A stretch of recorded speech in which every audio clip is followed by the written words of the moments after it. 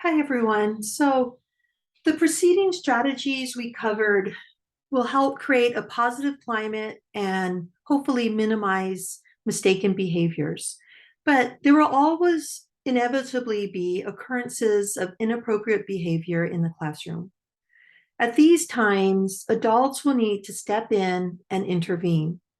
The following intervention strategies hopefully will help ensure that guidance you offer is supportive rather than punitive.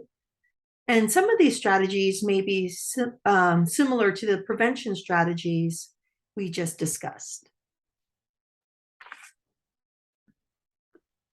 So when you're using intervention strategies, make sure that when a mistaken behavior or an undesirable behavior is occurring, that you gain a child's attention in a respectful way.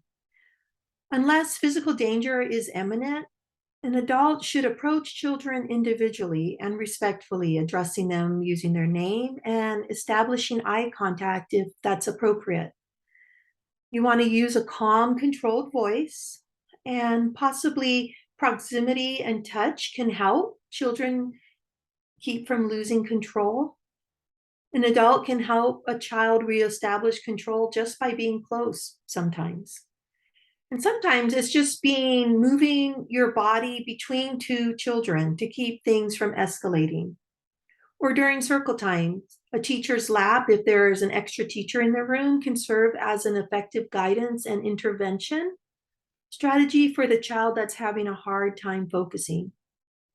It's okay to constantly remind children of the expectations that you have.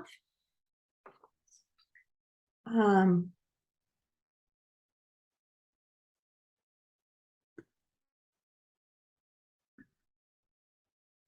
Redirecting is an effective strategy if a behavior is caught just before escalation. If the situation has escalated, you've moved beyond the point of redirecting and need to help children problem solve. Redirecting is also very effective for toddlers who are, because of their development, easily distracted. Earlier or older children need more than redirection. They need the opportunity to learn problem solving techniques when facing frustrating situations. It is natural for children to lose control. You cannot engage in problem solving when a child is crying and yelling. So you may need to wait until those strong emotions have passed before you begin the problem solving process. So here on the screen, you'll see the problem solving steps. First, it's important to acknowledge the problem. And I might even add to acknowledge the child's feelings first, right? Then you want to offer some helpful questions. Have you asked Kenny for a turn? Right? That's a helpful question to help the child understand, okay, what just happened? Then you're going to move into the demonstration part of problem solving. It's okay to tell Kenny that you would like a turn with the bike when he's finished. And then you're going to summarize that the child wanted the bike. You asked Kenny for a turn, and now when Kenny's done, it's going to be your turn. Remind the child of the problem solving process. This takes a lot of practice. Children don't always remember the steps in problem solving, and they need an adult or a peer model to help them through all the steps of actually problem solving.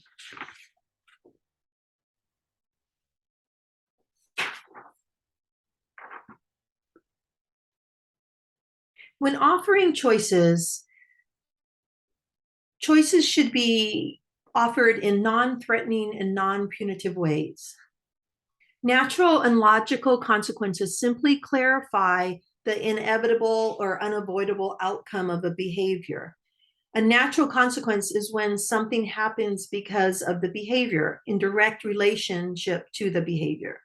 When you forgot to put your backpack in your cubby, we won't be able to find it when it's time to go home, right? It's a natural consequence. So redirection was all already talked about as a prevention strategy when used right before the escalation of behaviors. However, sometimes problem solving is just out of the question, and a child needs a change of scenery to regain composure. In this situation, this strategy involves changing the circumstances which are causing the unwanted behavior. This means that adults assume the responsibility for solving a child's problem, and the child is redirected to an activity that matches their need. Maybe a child is on sensory overload and they don't know what to do with being overstimulated. Possibly going into a quiet, calm space will help this child regain control. Sometimes it's removing that child from the stimulating environment, going for a walk outside, right? So kind of intervening, redirecting, which leads to stopping the overstimulation or the argument or the power struggle, right? It's helping a child remove themselves from the situation so they can regain really their thinking brain to be able to problem solve. These last two interventions are reserved for the more serious situations where children have moved from being able to work on problem solving to loss of control. Limiting equipment is often used incorrectly. Some adults would rather just take toys or materials away because of improper use than actually teaching children appropriate ways to use these materials. If you do take an item out of the environment, be sure that you return it and teach the children how to use it correctly. Holding techniques can and must only be used by trained individuals. School districts have trainings that teach staff appropriate use of such techniques. It is never okay to restrain a child without proper training. You are at risk of hurting yourself or the child. Instead, if a child has lost complete control, have another adult remove the remaining children to a safe place, push all chairs, desks, or movable furniture out of the way, and allow the child to calm down on their own. Stay close, talk to the child. It might be describing their emotions, practicing breathing techniques, or using a calm, reassuring voice to let the child know that you're there with them. Sometimes it can be scary when a child loses control. They're even scared, right, with the energy that they have. So just remember that these two interventions are reserved for the most serious situations. All right. Apologies that are forced are superficial and meaningless. You may feel that when a child has hurt another child, they have to apologize. And that's fine, I think. But for myself, I find that forcing a child to apologize leads to the child thinking that because I've apologized, I can move on, and not necessarily developing that empathy for the child. Oh, my behavior just caused someone else to have a negative consequence, maybe feel bad, maybe have a hurt. And so to force apologies, you have to be really careful what the result is that you want. The feeling of remorse can only come from within, right? So possibly instead of forcing a superficial apology, have the child get an ice pack if that's needed. Or you can say, I need you to check in with Beth. And then describe what Beth looks like. Do you see she is crying? Your words hurt Beth. Check in with her and see how she's feeling, right? So it's kind of like, then the child can understand the process of, oh, my words just hurt Beth. I need to check in with her because I didn't mean to hurt her. And so I want to check in. Beth, are you okay?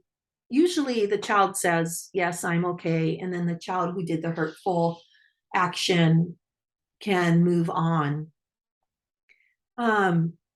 You as the adult can model an apology by saying, I'm sorry that happened. I hope you feel better soon. And this allows both parties to hear the apology and understand that that's our socially accepted um, way to navigate a situation when we've hurt someone. So really think about the use of an apology and what the apology is accomplishing, right? Um, and then you can decide how you're going to navigate that in your classroom. You may find yourself combining several of these strategies to support young children. Remember that not one strategy will be effective in every situation. These take practice, they take time. And so as you're using these different strategies, give yourself some grace also and understand that you're learning through the process of how to intervene and offer support to children.